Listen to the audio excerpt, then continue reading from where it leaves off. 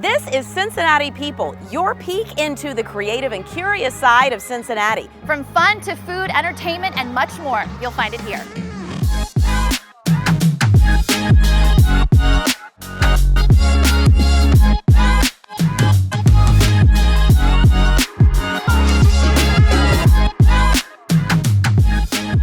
Hello and welcome to the first ever Cincinnati People TV. Good times, guys. We've got a lot coming up for you. We're going to have these shows a couple times a month. We're going to introduce you to what we told you there at the top of the show. Just fun, food, festivities, all that good stuff, especially this time in the summer. There's so much going on. We got a lot coming up this week, too. Yes, we've got an honor for our very own Betsy Ross. You're going to see that coming up in just a moment. We also have an introduction to our Cincinnati's first esports team, the Cincinnati Fear. And hey, if you want to head out to Coney Island, because everybody does. Who doesn't? Right. Stay cool and also help them reach a world record. It's going to be pretty cool. But first, we start with that big honor for Betsy.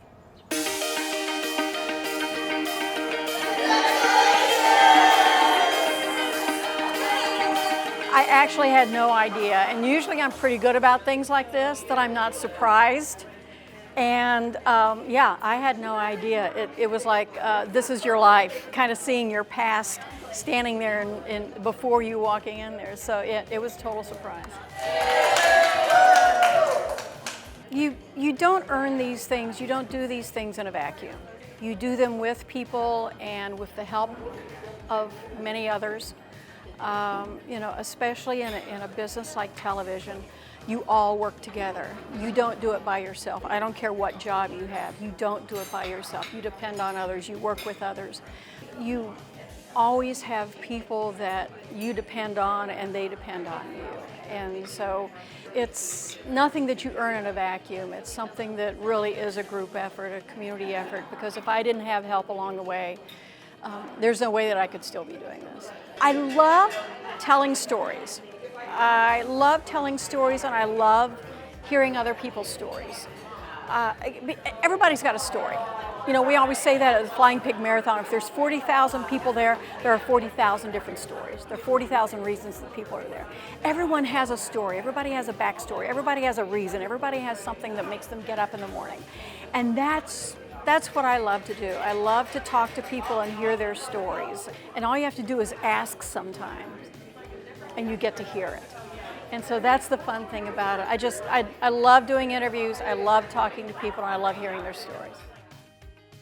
Hey guys, here at one of the Tri-State's favorite places to cool off, Coney Island, right, with Marley Wallace. Marley, we are talking about a really fun attempt, world record attempt, coming up here at Coney Island. What's all happening? Yeah, on June 17th through 18th here at Coney Island, from noon to noon on those days, we are going to be attempting to set the world record for most people down a water slide in 24 hours. Where did this idea come from? I love this. We've been working on this since 2019, actually. We've had some thoughts. We've always wanted to do something fun and different here at Coney Island, and our little friend called COVID came and ruined our plans in 2020, so we were really excited to bring it back here in 2022 for the summer, something new and fun for our guests. So happy it's back. It's going to be on the slides behind us, right? Which one? Yep, it's going to be on the green twister body slide behind us. And you are going to, is it just going to be one person at a time kind of thing? Are you going to make a slow chain of people? How is this going to work? We're going to have everybody backed up to the end of the green slide, and it's one person down a slide at a time. But we're just going to have people going all day long, all 24 hours. All right, two last things. What's the incentive? Obviously, you can be part of a world record attempt and hopefully a new world record, right? But then you get some cool free stuff. You got it. So everybody who slides down the slide will get a ticket to return in 2022. They'll also get a world record participant wristband and a sticker. All right, Marley, so tell me, we got to know, in addition to all that fun stuff happening, what is the actual world record? Yeah, there's not one set yet, so anything we do, we're hoping we can set the record for it. Okay, that is so cool. So you're going to be part of a really massive world record and world record attempt regardless of the outcome. We love that so much. Marley, thank you so much, guys. We'll see you back here at Coney in just a few days. Daniel, if you'll do the honors and cut the ribbon. All right, congratulations. Yeah, our concept here, UU, is the fourth in the portfolio of Hard Rock and new to Cincinnati here.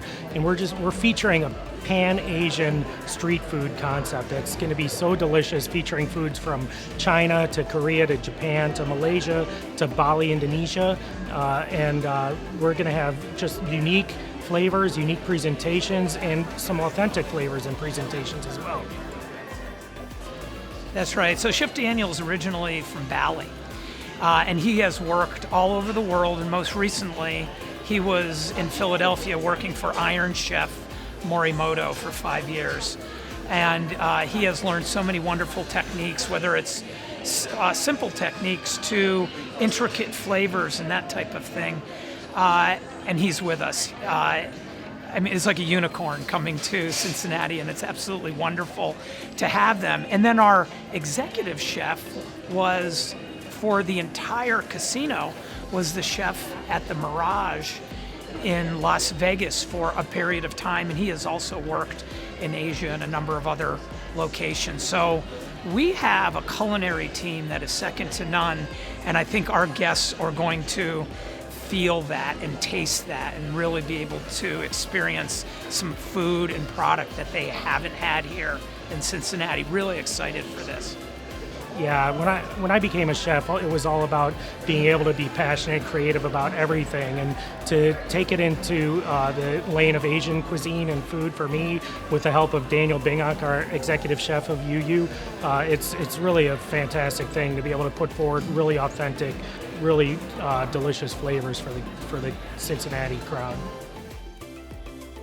All right, guys, we're here with a very special guest. This is Steven Schmidt, Cincinnati Fears. I would say you're our first signed player. First of all, congratulations to that. Thank you. I'm glad to be here. And you are also one of our only players with local Ohio ties. So Cincinnati, Ohio, obviously where we are sitting right now. You are a University of Cincinnati grad, and you've been playing for quite some time, right? Yes, since 2015. I think my first tournament was in September of 2015, somewhere in around like the late fall time. I have been playing with a lot of friends in the game since probably like the beginning of that year, but my first tournament was gaining on 7 years ago, so it's been a while.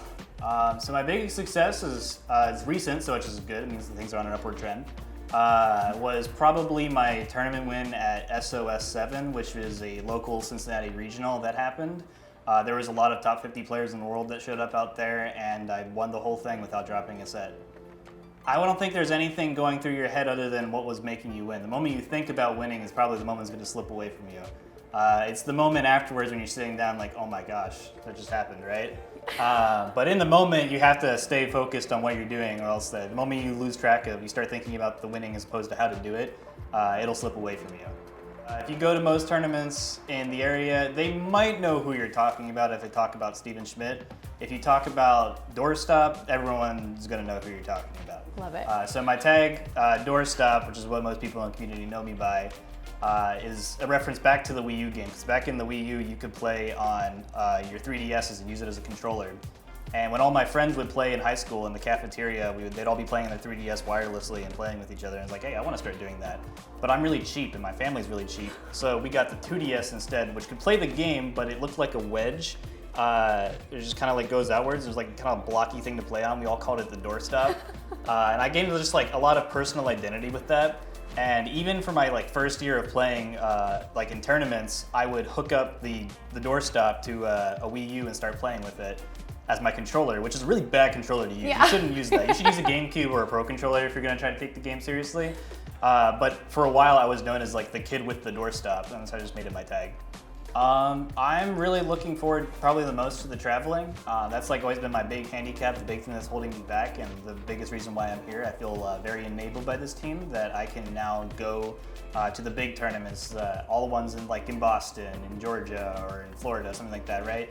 That I can travel and get to these places that I couldn't get to by driving. Because for a while it's really been stuck in like this 4-hour radius of me. I've done some crazy drives lately just to get myself to places. I did a drive to Kansas City, I did a drive to Alabama, two drives to Alabama actually. And those are difficult, those aren't fun, and I'm like really trying to, I'm just trying to get my name out there somehow. And if I could do that with people supporting me financially and people supporting me to loan and give me like flights to send me to these places, I know I could take tons of names. I'm already doing it all over the place in the region. And I just need someone who can help me show it to the rest of the world. Absolutely. Well, that's why you're on Cincinnati Fear. We're so confident in you as well as your teammates. We are so happy to have you with us as well, and looking forward to what you guys are going to accomplish this season. I'm super excited to be here. It's been a great time. Awesome. Thank you so much. When you're an Army kid, you always have to meet new people. right? So you have to learn how to get along with people, and because you're always the new kid, right? And so then I came to Forest Park High School, and of course I had liked doing theater when we were overseas and all that. So I was in theater at Forest Park High School, and so I started out as a theater major at UC. But I was also working at the UC McDonald's, 30 hours a week. There you go. This was back before, parents paid for things.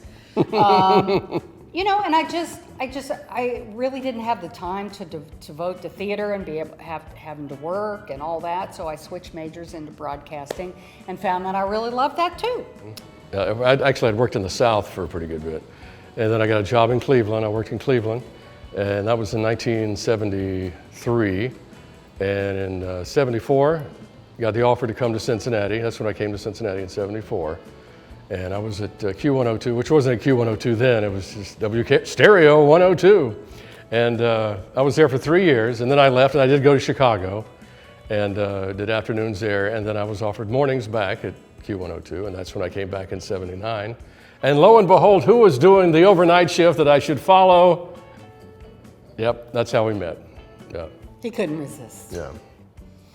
Well, we did a lot of activities, as a group at the radio station. So, we were friends first, and management never had a problem with us, going out to dinner or whatever. And then we I guess dated, is what you want to say, for 4 years, and then we got married. Yeah. Yeah. So the way we started working together at GRR was that. Fast forward ahead past Q102, you were doing talk radio. Right, I was working with Jerry Thomas. At KRC, and before that she'd done some fill-in and for Burbank and all at LW and that kind of thing. But she was doing talk radio, and I'd been at GRR for 4 years. I came here in 91. After 4 years here, they just got the idea of, putting us together, under the term married with microphones, and the rest is history. We started in, I think, October of that year. Well, I'm hoping that in the future, nothing ever replaces local radio, because you can have your podcast, your streaming, you're plugging this in, plugging that in, downloading this, blah, blah, blah, blah, blah. But there's nothing like just getting in your car, turning on free radio, and there it is. And they're talking about something going on in your town or something going on in Kentucky or Indiana. And, you don't get that when you tune into a national show. You don't get any of that local flavor. Nobody's talking about Oktoberfest. Nobody's talking about Geta. Nobody's talking about any of that kind of stuff, right? They may be talking about the Reds or the Bengals or whatever, but it's on a national level. So I don't think anything is ever going to replace local radio. Now, it may be an economic factor in the future that we can't foresee or obviously don't have any control over. Well, I think that the big thing with us is that we're still local and we're live, every day. And hopefully that'll stay that way for a while, as long as the ratings are up and the station's still doing great and we're still doing it after all these years. But there's so many other outlets and so many other things that you can pick up, but we're still in there because we're a local and part of the community. I've always said that Cincinnati seems different than any other market, the way people are. East side, west side, you really just carve your own niche here, and I think it's really a great place to be. Well, guys, that was really fun. Thank you so much for joining us. We'll have much more coming up all summer long for you. Every other week, check out our content. We'll have all of this for you right here. And if you like what you saw, or even if you didn't, you want to see more of it, you can find it at cincypeople.com, and also just follow us on all the social platforms, Cincinnati People. We got a lot going on there. Again, thanks for joining us.